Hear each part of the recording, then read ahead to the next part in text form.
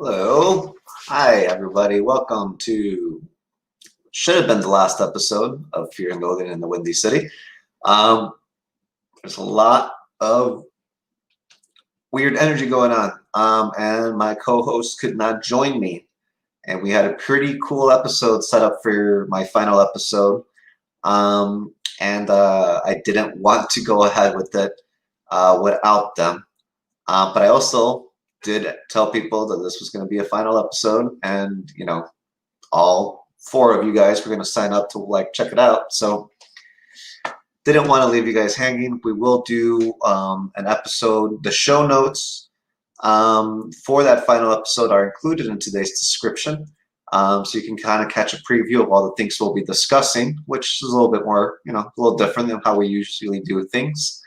But I did want to go live because I'm seeing that our president, one Donald J. Trump, signed a what is called a COVID relief bill that mostly gives money to rich people that are doing just fine under COVID,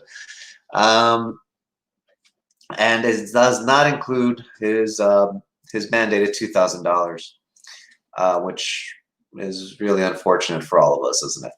And also lets you know really that him flexing on Mitch McConnell was as far as he could go with the Republican Party, which also goes to show that him winning the presidency at all, we can cry about the Russia. If Russia did have anything to do with his victory, the entirety of the Republican Party is cool with it. And we just have to accept that as good diplomacy and move on, in my opinion. Good diplomacy with Russia, not necessarily the Republican Party. They can go to hell. That's where I'm at with this week relief bill that we got. Nancy Pelosi could have fought for this all of this year. She did not. Neither party wanted to help the other party look good during an election year, so hundreds of thousands of more of us died, got sick, went into bankruptcy, and are living in precarious situations with our health and finances, as well as our families. Never mind friends, that we've lost, either, just in connection or through time. All of it culminated, all of Trump's presidency has culminated with this. The party that he was leading, that he was a maverick, populist, that he was breaking, broke him. They used him to take 2 Supreme Court seats. They stacked the courts. They moved across their agenda. They've emboldened a radical base of know-nothing zealots that will stop at nothing to make America great, but then the context that they, were radicalized under. And they got their relief bill at the end, didn't they? They got those trillions of dollars earlier this year, and they got these millions of dollars, these billions of dollars this time around. How is Russia doing this year? How'd it go, Putin? Vlad, how's it going, buddy? How's it going? I saw there's a report on a poisoning of some dude in Russia who really has it out for Putin. Probably has help from the West. Probably still going to knock down Putin's off his block a little bit. So COVID seems like it was super good for Jeff Bezos, Elon Musk, Bill Gates, Mark Zuckerberg. Not so good for Vladimir Putin. Not so great for Europe. China survived it pretty well. Not so great for the American people, though. So, who's the future belong to? That's kind of what this show was started for, to ask those kinds of questions. I'm stalling for time. My co-host said that he might be on in a little bit, so I'm also just waiting for him to see if he actually logs on.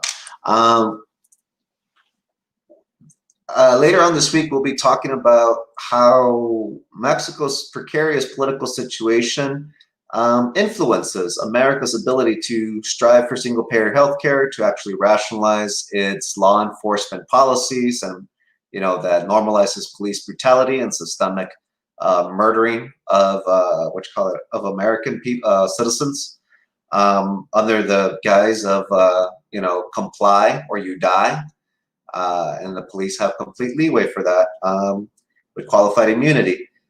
We pay attention to Mexico's situation. All of that can be put into a different context, a continental context that can include what Canada does for its citizens, not so much for the indigenous people that Justin Trudeau proudly continues to colonize for, but participates in their protests, which is awkward in my opinion. But still, they do pretty well for. They do better than America does for their citizenry. And at the very least, there are efforts within Mexico, within the Morena party, to at least strive for those same actualizations that Canada has achieved. America, of course, would rather call Mexico a narco-terrorist state and destroy its government, and say that Canada's full of a bunch of soft soy boys that take care of each other, and we're not like that. Stupid conversation to be trapped in my opinion. We'll be talking about how the Reagan administration has found a ton of natural resources in northern Mexico and set forth a policy that really weaponized the war on drugs and accelerated us towards what we now understand to be the war on terror. There's a lot of fun links included in our show notes that of a lot of people, mostly, honestly, this has been mostly a conservative Republican narrative line following the narco terrorist cells and their monies to their I was going to say formidable, but that's not the right word, to their legitimate political and corporate players and military players. There's been a shadow war going on in Mexico, and it's not anything that anyone else in the rest of the world doesn't understand. Let's jump into it, right? I'm not just going to keep talking at you guys. Let's make this fun.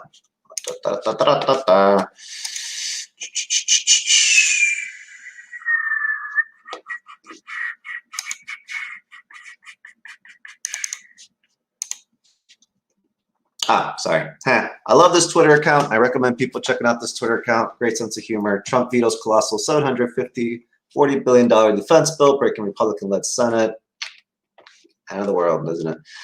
But it's not. Sharing these narratives with interested parties so that it can be contextualized in a direction that moves away from what the Washington Post would like to categorize it in. Is kind of what that's what I've been focused on for a minute. I don't know how Trump signing this is going to affect forced to vote stuff, but I'd be down to see how that goes. Well, I mean, like from Google News. U.S. foreign military training in Latin America. For the last 20 years, you see that the influence of the U.S. military training in Colombia, which won't stop producing all the cocaine that everyone in the world uses for some reason, despite all of these training. Look at this. Of course, second is Mexico, 40,000 trainees in Mexico, trained on with U.S. military tactics and unconventional warfare. For the last 20 years, ramp up on the war on terror. So that's a bit of an issue. And despite the U.S. being so damn helpful, just like best buddy indigenous self-sufficient society could ever ask for, not Civicus has ranked Mexico repressive, despite the U.S. filling it with soldiers to train other soldiers to kill the bad guys. Mexico is considered repressive by Civicus, their funders, according to its most recent annual report, slew of European governments, European Commission, Ford Foundation, George Soros. Oh, I like his commercials. Bill and Melinda Gates. I don't like their computers. Right-wing media blames AMLO cuts for NGOs. Blatant regime change propaganda. Yeah. I mean, if we haven't been changing regimes for the last 20 years, this might seem a little crazy, but you know, now I think like stock investors are just like, well, you know, is it a sure thing or is it not?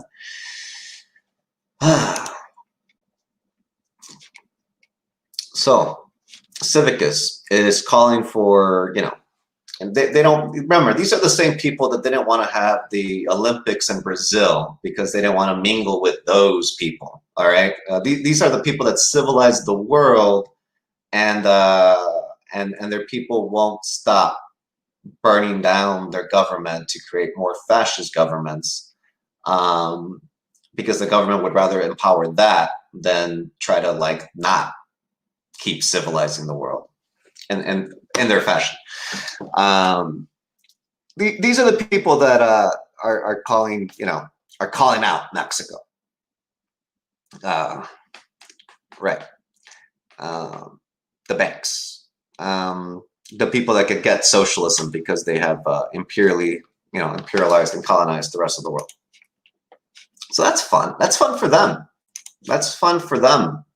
Not so much the rest of the world. So, you know, I see this coming down Mexico, and what do what do we do? You know, the Washington Post wants to run with this. All right. We'll talk about this more later this week, but long story short, I really recommend everybody reading this article. Paressa has been writing for Narco News. His blogs, he's got like 50 blog posts that are very well researched. Everything's referenced. Excuse the violent imagery. We were talking about the narco war in Mexico. But to contextualize this, in 1985, during the Reagan administration, the United States Geological Survey published the results of fieldwork surveying the natural hydrocarbon resources in northeastern Mexico. The survey concluded that giant natural gas, coal, and potentially oil deposits were present primarily in the Burgos and Sabinas basins. You know, and the U.S. is always really chill whenever some other country has oil. So, Petroleum and Geology Resources of Northeastern Mexico, this report in 1985 comes out. Remember, they're just trying to tie up the Cold War around this time. And here we have northeastern Mexico, and all of those valuable resources. And you can just organize human beings to identify them and extract them and turn them into things. And that's a 100-year project right there. That's fun. That's fun for them. That's fun for them. All right. So then Colonel William Mendel contextualizes the U.S. Foreign policy as it will relate to Mexico, saying weak or failing and attendant transitional organized crime are identified in the 2015 U.S. National Security Strategy as among the top strategic risks to the country because of the significant security consequences. Weak states provide the sanctuary for crime, terror, insurgency, nexus to flourish. Wow, someone should really do something about that. I don't know if training 40,000 people in the country helped any, I guess. Military support to counter transnational crime can be traced to the U.S. Anti-Drug Abuse Act of 1988. Hey, that was 3 years after they found all those resources, which established the creation of a drug-free America by 1995. Nailed it. As a U.S. policy goal. The resulting national drug control strategy outlined two major campaigns, supply reduction and demand reduction. Nailed it. To reduce the supply of drugs entering the United States, hang out in Colombia all the damn time and fill it with soldiers. And I'm sure it's just going to work itself out. No, wait, maybe drugs go up. The major effort was to stop illicit drugs overseas and in transit. The Drug Enforcement Administration, the original ICE that should have been abolished, and the military played the major roles in the overseas actions. Wow, they really deserve their budgets. Defense Secretary William J. Perry directed the Department of Defense would provide support for the detection and monitoring of the transport of illegal drugs, not the legal ones, the illegal ones, provide security assistance in source nations, and would support the DEA's kingpin strategy and dismantling the cartels. Man, that's where Marvel gets it. Or maybe it's the other way. At the same time, the first National Drugs Control Strategy of 1989, Joint Task Force 4, under the Atlantic Command located at Key West and JTF-5, Pacific Command, Coast Guard Island, Alameda, California, were established to fulfill the military obligations to conduct air and sea detection and monitoring. At this same time, DoD established JTF-6, blah, blah, at El Paso, Texas. Hello. Built it at an old military jail. Okay, they're putting their ducks in order. In this case, it's what I'm trying to set up here.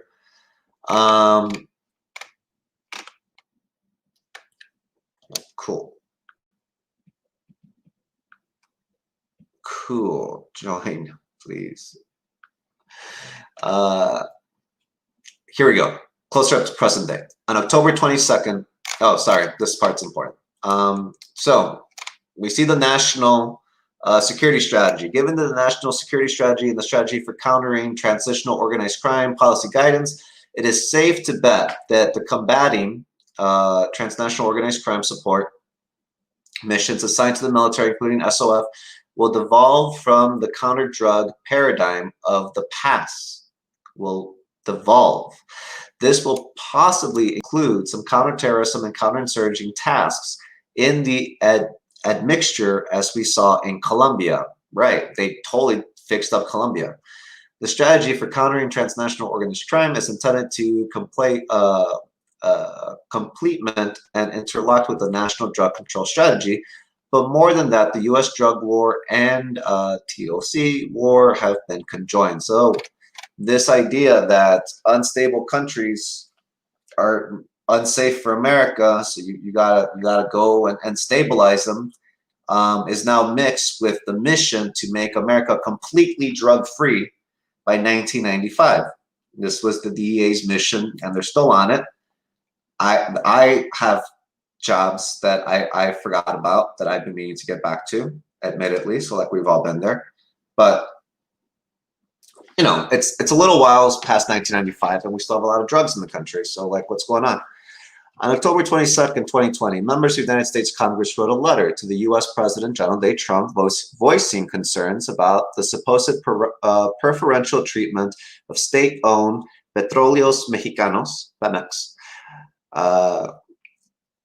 Don't hate everybody that works for them, but maybe, you know, it's not a great company, over U.S. companies and the delaying or cancellation of contracts by the government of Mexico under President Andrés Manuel López Obrador. The grievance was that the interests of U.S. companies were not being considered following significant investments in infrastructure and transnational bi-directional pipelines after the 2014 energy reform, which opened Mexico's oil and gas resources to foreign investment and exploitation. In total, 43 members of the House and Senate signed a letter, including John Cornyn, Ted Cruz, Chip Roy, and Henry Cuellar. Henry Cuellar, didn't he get primaried by Jessica Cisneros, who was backed by the Sunrise Movement because they were trying to take down fossil fuel champions?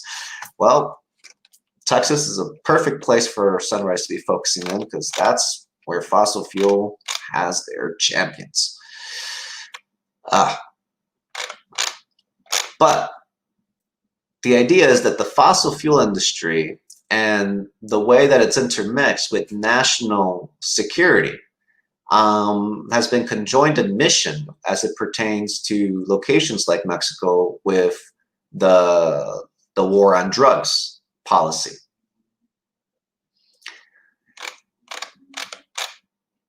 Enter this guy, Cabeza de Vaca.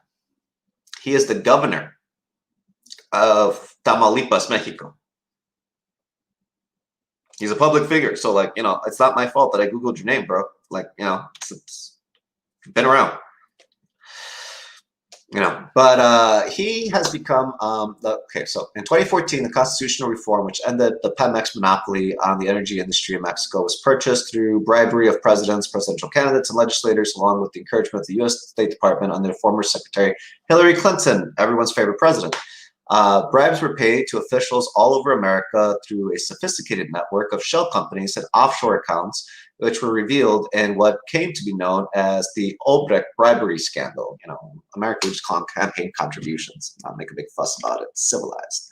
The Brazilian construction and engineering firm Odebrecht operated as a conduit for dark money from all over the world seeking to purchase influence. According to a 2016 indictment, they even had a dedicated bribery department called the Division of Structured Operations, or DCCC for short. Politicians through Latin America and the Caribbean have been implicated in the scandal. In Mexico, the Odebrecht bribery scandal led the arrest of former President Pemex Emilio Lozoya in 2019, fell on a sword. This year, Lozoya was extradited to Mexico to face charges related to bribery, money laundering, and other criminal activity.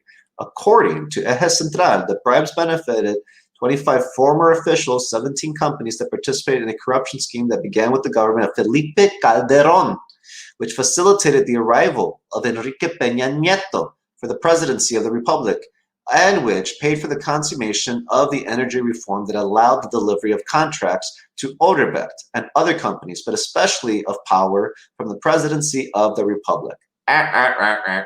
So,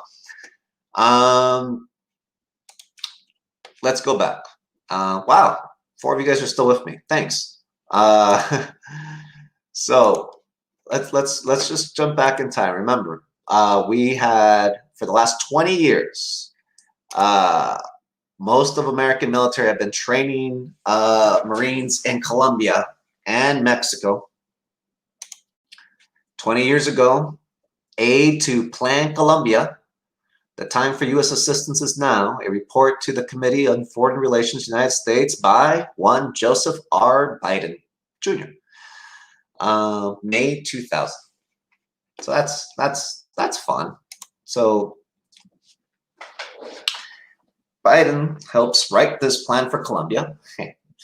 War on terror ramps up, so all the money is going into military, making things safe. Come 1995, they've already missed their deadline to make America drug-free. So, you know, remember, after 9/11, there's no more playing around. Time to get serious. You know, how are we going to fulfill these missions? 20 years later, nailed it. America's best. Did it, Cheney. Drug-free America. Or we're legalizing cannabis, I think. Yeah.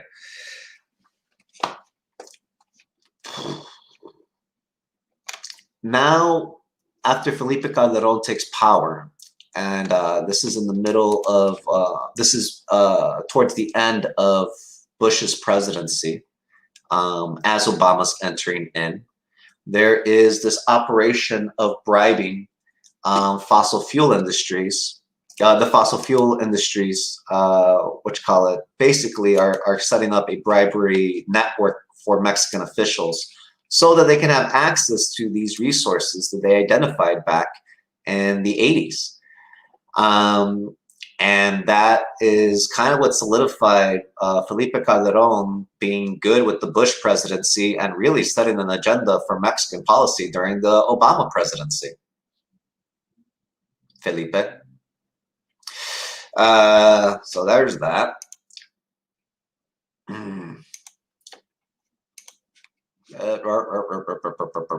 Sorry. Where were we? Of course, Felipe Calderón doing that sets up the presidency of Peña Nieto. You know, Peña Nieto being an overt aristocrat. Imagine if Donald Trump became president in the 80s, you know, at his prime when he was supposed to do it. That was Peña Nieto. Peña Nieto's campaign manager, who reportedly orchestrated bribes to legislator in exchange for energy reform as part of the 2012 Pact for Mexico, which the Wall Street Journal touted as how Mexico ended political gridlock. Man, they were really generous 8 years ago. Not so much these days. Not as much. It's not the same as it was. Yeah. Right. A bunch of shady dudes in suits. Cabeza de vaca. Oh, where are you, bastard? There you go. This guy right here. Dark blue suit. Dark blue suit. Yeah, darkest blue suit. Only one that really matches without the wrinkly pants. Yeah, this guy. That's Cabeza de vaca. Has apparently been corrupt from the beginning of his career in Mexico. What?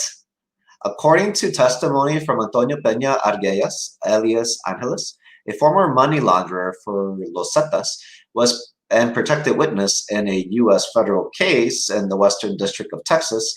Cabeza de Vaca has been compromised by organized crime since at least 2004. Man, that's just a couple of years after 9/11, when he accepted $500,000 from the Gulf Cartel for his campaign mayor of Reynosa. Man, Gulf Cartel, that's specific. Right, so, okay, Cabeza de Vaca, long story short, he's been compromised for a minute, enter Los Zetas, yada, yada, yada, yada, yada, yada, yada, yada, yada. Zetas are former Marines that want to take over the country somehow, so they're just like a terror insurgency, but they just are also really very, frugal businessmen. Weirdest street gang I've ever heard of. Okay, my buddy's not joining us, so I'll be wrapping this up soon. But I know this is a lot to take in. It's gonna hopefully with my co-hosts, we can break this down a little bit more to you. But I think if you're familiar with this channel, you're familiar with our narratives, you're familiar with us trying to stop powerful, rich governmental forces from setting up false narratives to get millions and hundreds of thousands of people to think and do what they want them to do about situations. We should be looking at what they're trying to set up this narrative in Mexico, especially because they're focused entirely on Lopez Obrador. When you have figures like Cabeza de Vaca that gets a pass on Fox News. Check out this editorial from Nelson Valido, perhaps the single most important character in the story. According to his CV, Valido completed graduate studies in international affairs at the George Bush School of Government between 2005 and 2007. The George Bush School at Texas A&M University is also home to the Presidential Library of former George H.W. Bush, the CIA director during the Gerald Ford's administration, vice president during the Reagan administration. It also bears mentioning that Gerald Ford was vice president during the next administration when the war on drugs was declared 50 years ago. So, according to his work history, Valido's current position includes chairman of the Border Commerce and Security Council, a lobbying group for security and construction contractors, more on that later, lieutenant commander of the U.S. Southern Command Public Affairs, consultant to the Undersecretary of Intelligence and Analysis of DHS, chairman and CEO of U.S.-Mexico Energy Relations. According to Valido, an embodiment of military-industrial complex with ties to DOD, DHS, and Ted Cruz, more on that later, Cabeza de Vaca, mentioned 26 times in Peña Arguello's sworn testimony, is clean as a whistle.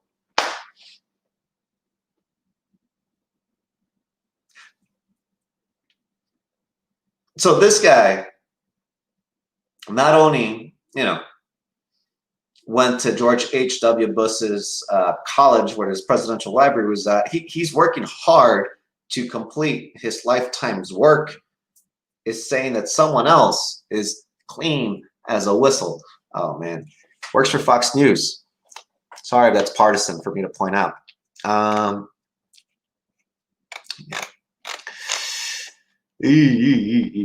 All right, so look, Cabeza de Vaca is the governor of Tamaulipas, and he's America's plug for the drug war. That's all you need to know. That's all you need to know. I know we're all setting that up. I'm just gonna be the guy that says it. Oh, that's what he tweeted. Point.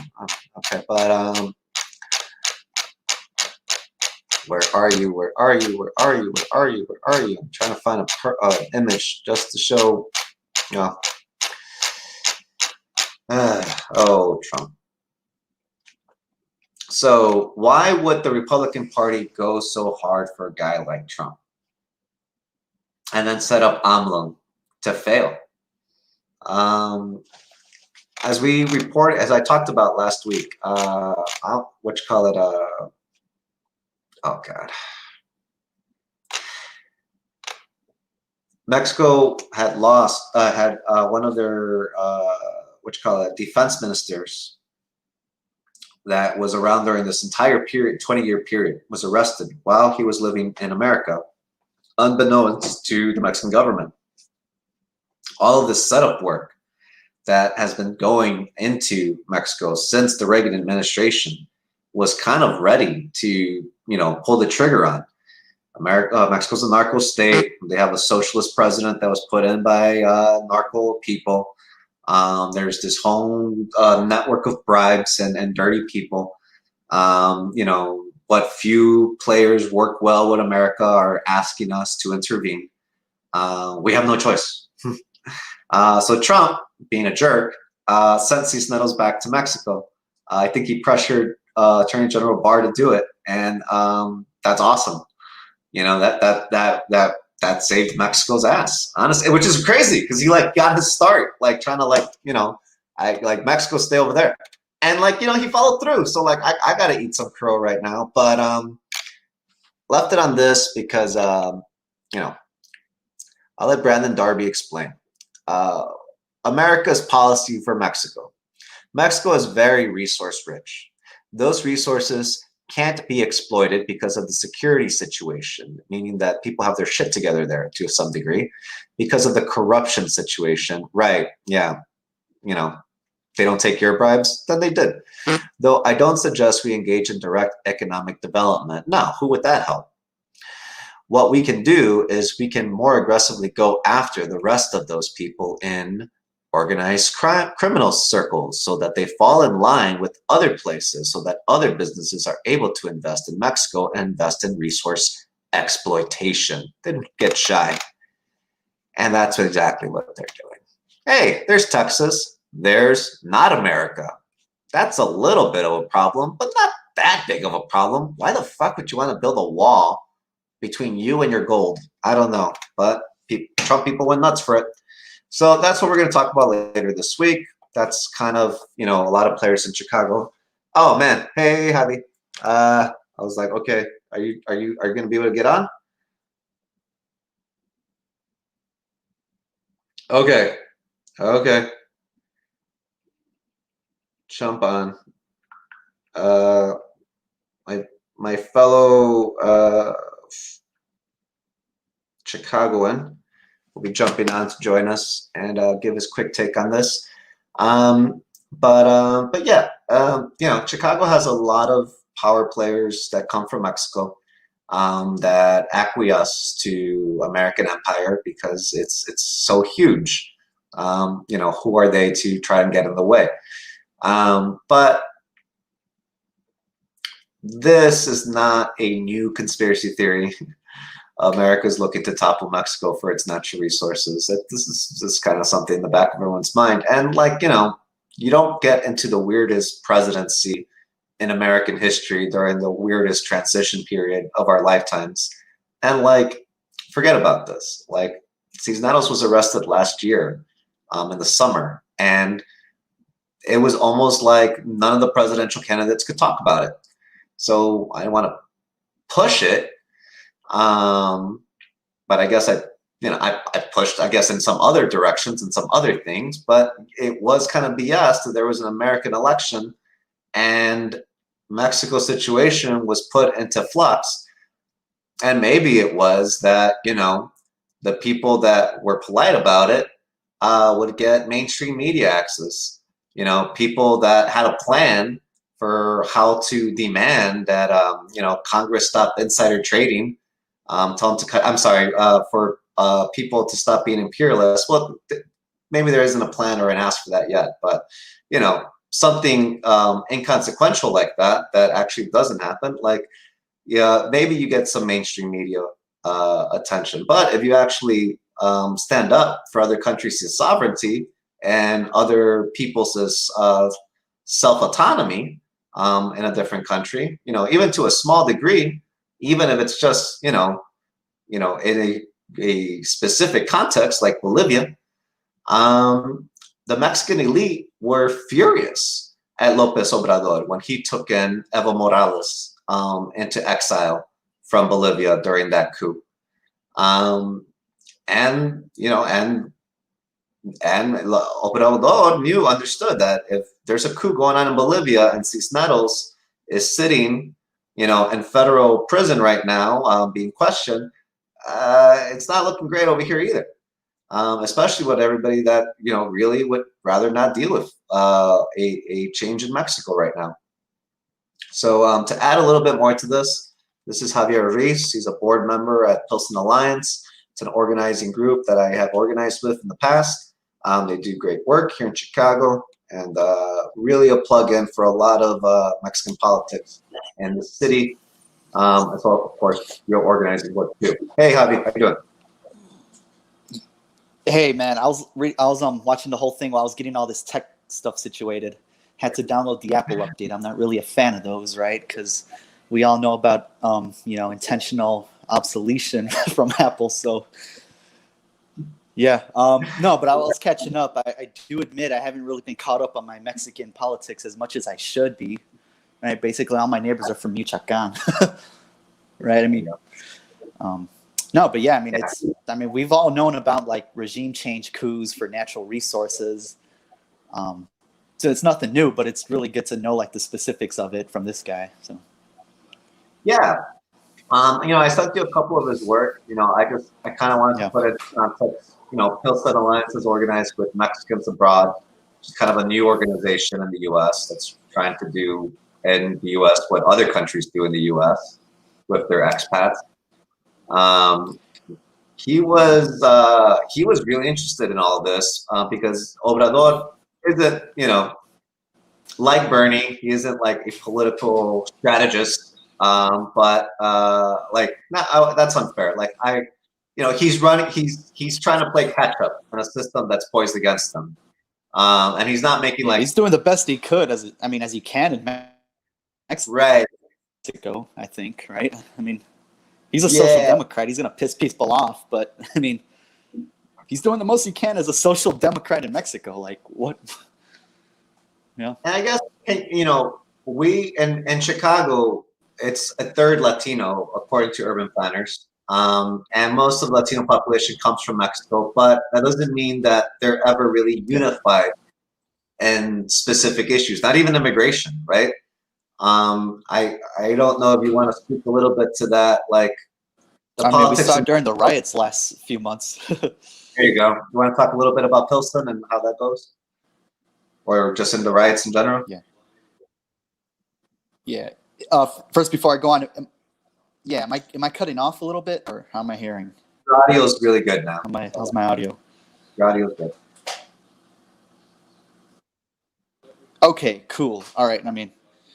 All right. Yeah. Try to turn off. It's taking a little. I had to turn off the camera just to make it go faster.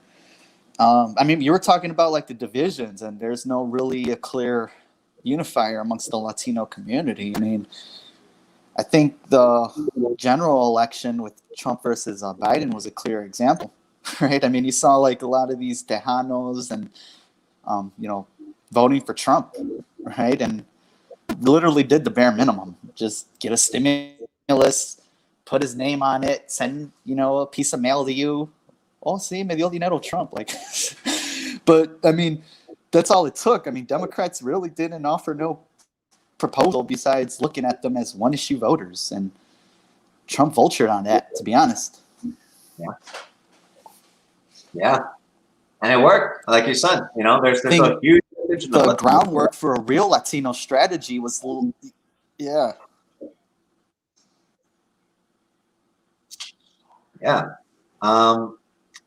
And on that, like Texas is obviously kind of the focal point there. Latinos in Texas can really change the direction that the country can go and its relationship with Mexico. But like you said, a lot of Tejanos that have some means or are just about themselves, they were kind of partial to Trump's politics, at least his way of doing things. Yep. Yeah. Yeah, I mean, honestly, I think the one with the real Latino strategy was our dear friend Chuck Rocha with the Bernie campaign. Like, right? I mean, they have a groundwork and infrastructure if they want to build into the future with it. Like, just reach out to those communities and talk to them. It's really not rocket science.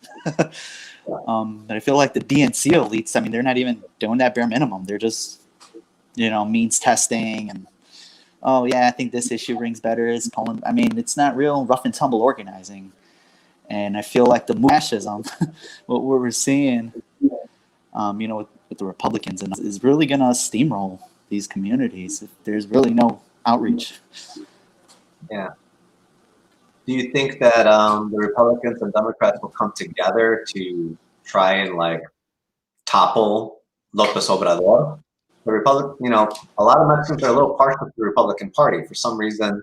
The war on terror and George W. Bush didn't piss off as many people as it should have.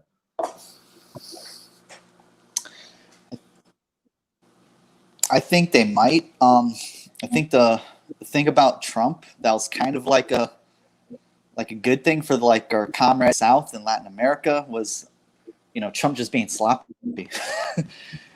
Trump like putting like the CIA and regime change apparatus, in a mess, right? So that kind of gave some people breathing room. I fear with Joe Biden, they together and get more, better, right? They might be more. I mean, we always hear the bullshit bipartisanship, right? The spirit of, they're bipartisan for regime change, for corporatism, for the oil companies, but they're never bipartisan for the people. Right. So, I mean, yeah, I do think Biden might have an influence. He might not be overtly, cowboy, guns blazing about it like Trump was, but, they'll do something, low key and put a liberal mask on it. Yeah, we know which mask. Felipe Calderon. He's all up on Biden's administration. And I don't know. I remember Obama lamenting some things about how there's a lot of people that don't agree with the rhetoric that the Bernie crowd was saying. Do you think that Felipe Calderon had an influence on, we don't want more of Bernie's rhetoric, down in Latin America? I'll be helpful to you guys, but I don't want Bernie.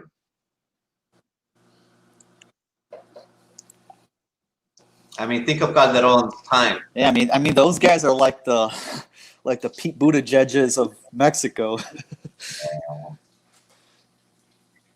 Yeah.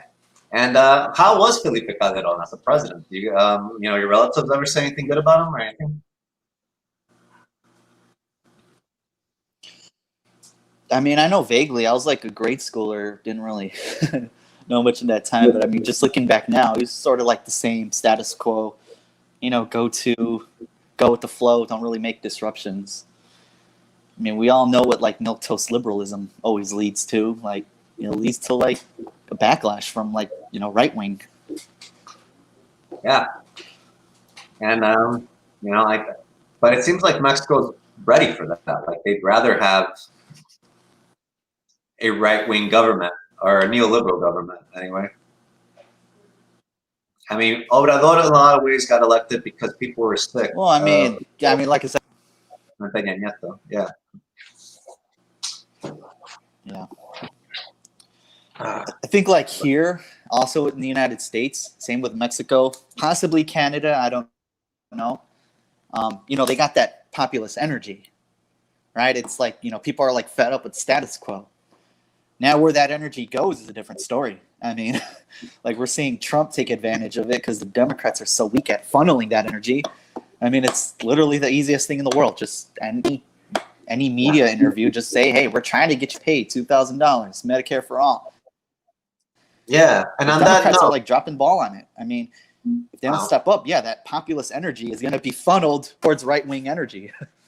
Yeah, well, towards what options there are. Like on that note, like Trump really pushed for that $2,000. It was like the last kind of like cool thing that he did. Maybe he could do, but then he got he had to sign the bill today without the $2,000. Like he went after Mitch McConnell, and that's where the line stopped for Trump. Yeah. What's up with that?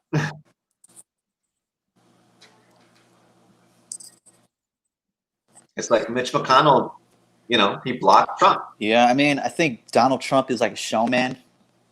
Mhm.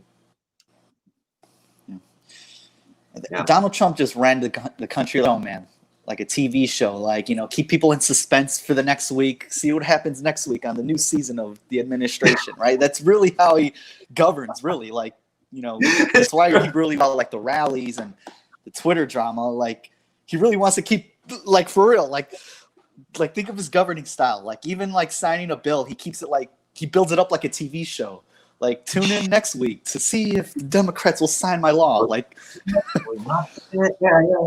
I so see that's that. sort of like how his handlers, like Donald Trump, he does have like he knows how to work a everyman, right? He knows he's a snake oil salesman, right? He knows how to work a regular man, like just sell him the world and sell him snake oil. Really, like the ideologues were like his handlers, right? Like the Ron Pauls and the McConnells, right? They're like the right-wing libertarians who are like trying to put a leash on his populism. Like, no. You know what? You don't want to give poor people that, right? Like, as much as a piece of shit down the lid, I mean, that's what got him elected, right? Him being a showman, and obviously he was selling to people snake oil, but that's really like his government. These right-wing libertarians are, the ones pushing it back. And not to say that his style of governing is good. I'm just saying he knows how to play a crowd and play the people, which is why you got like sycophants all over. Yeah, and really, what he wants to hold on to, his army of sycophants. But I guess that's really why today him signing this bill was such a big deal. I don't know how many people are gonna, like Trump lost for a couple of reasons. Number one, it was because he mishandled COVID, which all of the rich elite wanted him to. They wanted us to die, and they wanted to blame him. And he was like, fine. He's like, fine, my idiot crowd will believe anything I say. I don't care. But then he got sick from COVID. And I really think that's what lost him the election ultimately. Like a strong showman, a strong man, every man showman only works when he doesn't show any weakness, especially at the most critical time that he needs to be performing, which was like the last month of the election, and he was sick. And even that, he still increased his voter turnout and still had enough of a narrative to really, jostle, the Democrats cheating, because they cheat, but and he still won't relent, that he's not going to be president next year. But we had to wait for like the Electoral College and all these things to actually move forward to be like, it seems more than not. So like my thing is that Trump's governing style sometimes se pasó de más, sometimes he did more than he could, than like a normal, like than Ted Cruz. Ted Cruz is my measurement. Like Ted Cruz is playing within the Republican Party. Donald Trump will go outside of the Republican Party, but he was still guiding the party towards this specific end goal, is my point. The policies that the Republican Party had wrote, whether it was the war on drugs, whether it was the war on terror, or whether it was these Reagan plans for Latin America as it pertains to security, Trump knew that those were red lines, and he was not really touching them to piss off someone like McConnell as much. Like, he fought with McConnell, but I think he knew that he would lose those fights. And he picked one that he lost in front of everybody. He picked a fight with McConnell, and McConnell, like a little baby, had the House Republicans kill the bill so that it's not on his hand, and then he made Trump sign it. So like the Republican Party ultimately, putting all of their trust, always working in hierarchy, are still being led by the establishment leadership in McConnell, and Trump, those three strikes. Yeah. I don't know if he's got a 2024 in him, if he's not actually destroying the Republican Party. He should run on his own party. Like Yeah, that would be a if good they, thing too. Keep the conservatives split. I don't Anything that splits up conservatives is always a good thing.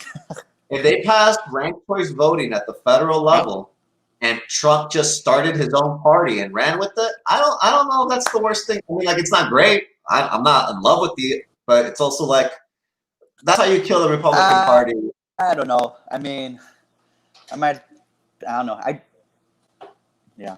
Well, I mean, remember, he'd be number 2 in like a libertarian, Gary Johnson or Joe Jorgensen Yeah, ticket, right? honestly, he's not getting So reelected. I don't know. He might. That's the only way he's Say, playing. well, I mean, I have, yeah. Hmm? I doubt ranked choice voting would get passed federally anytime soon. Maybe state by state, possibly. I think that Just the way our country is, right? the Republican Party wanted the National Party wanted the states to overturn the election for Trump.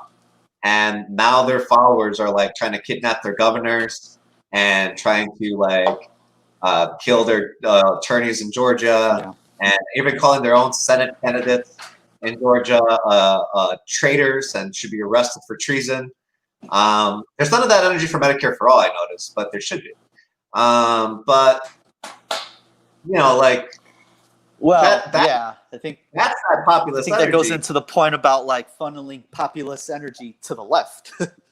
Well, Yeah. right, but I mean, like, when the left goes protest because they killed an My innocent bad. I black think man, I heard a little delay. I think, they get pepper sprayed, they get beaten down, they get put on lists, they get tracked down. You know that. When the right wing wants to kidnap a governor and organizes for it, they get a slap on the wrist. When they shoot a congresswoman in the head, the right wing makes T-shirts about it. Like, it's and what do the FBI and the cops do? They're like, well, which one are the smart ones that we could hire from that crowd? It's like, populist energy, I don't think is, people want to say that it's unpartisan, it's directionless. I don't necessarily agree. Just because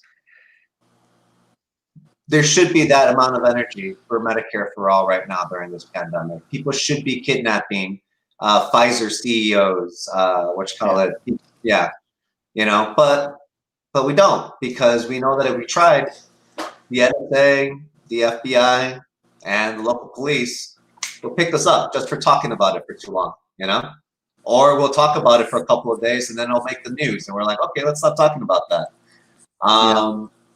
So, I don't know. It's like Trump. I do think like the way these like right wingers operate, like. Hello. Oh, sorry. Hello. Yeah. Hello. I'm hearing like a delay. I don't know if like you say something and it's like 10 seconds behind, or I don't know. How does it hear from my end? You're pretty clear right now. Hello. Hey, you're pretty clear right now. But we should probably be wrapping up. No, I was gonna say like about like the populist energy. I didn't mean. Oh, okay, sorry. No, okay, cool.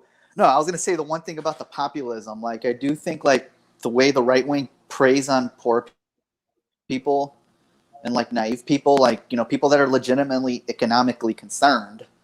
Obviously they prey on these people like, yeah, it's the immigrants' fault. It's the immigrants, et cetera, et cetera. Deflecting on the real problems of capitalism. Falling onto them. I think it's intentional on purpose. I mean, like the Goldwaterites, the Reaganites, they've been playing this game since the 70s, right? Like, playing on white sentiment, white genocide, or whatever, the great replacement theory, just to farm it for Republican votes.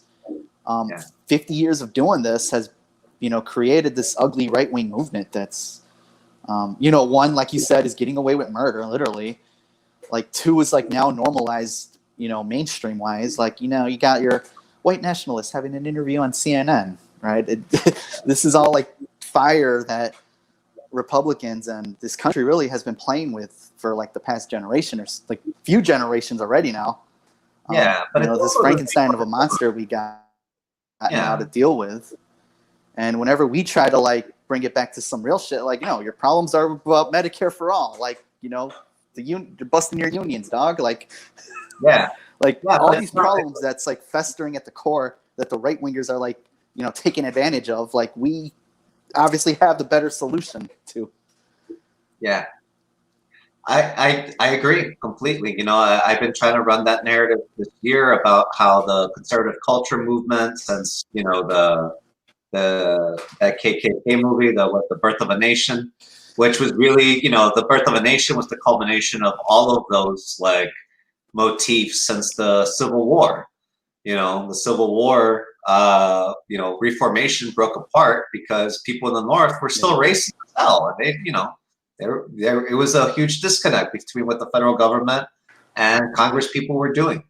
I think that right now, like, I'm hoping that we don't repeat what we saw during the 2010s with the Tea Party, like CNN, MSNBC, the liberal media, just decrying, oh, QAnon is here to stay. Oh, Trumpism. Oh, no, this is a phenomenon that won't go away, while they're making it a more permanent phenomenon. They won't do that with socialism to the same degree. Yeah. Yeah, they're propping it up. Yeah. Like, and if that does happen, if Trump wants, if like the right wing populist movement grows, we have to just overtly go towards a movement towards socialism. In my opinion, socialism doesn't work without solidarity, and a right wing movement, becomes atomized. Well, you can only Them. Yeah, and Right. that's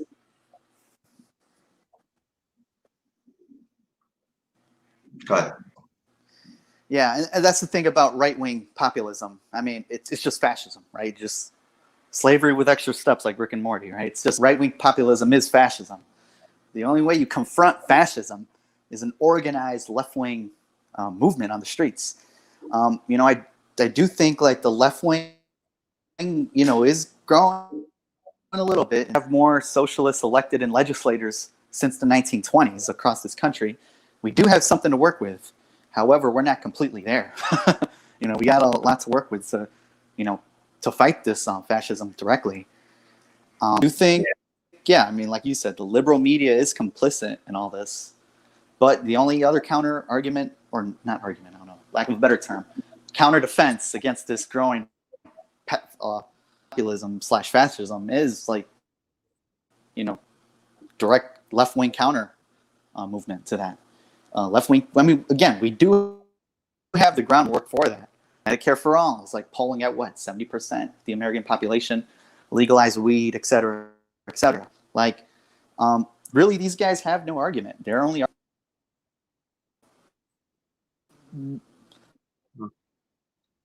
again, it's going to take an organized front against this. Sorry, I'll say something and then I notice that like it'll get broadcasted like 5 seconds later.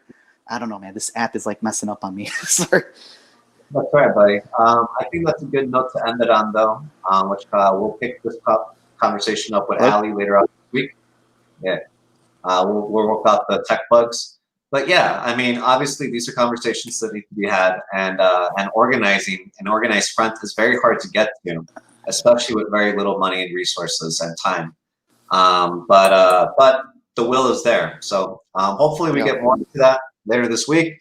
Thanks again, man, for joining me on this. My name's Jose Requena. This is my hopefully I get my tech situation set up. Yep. We'll get it for. All right. Catch me later on this week with Javi and Ali for my last episode. It's been a real pleasure. Have a great night, everyone. Peace.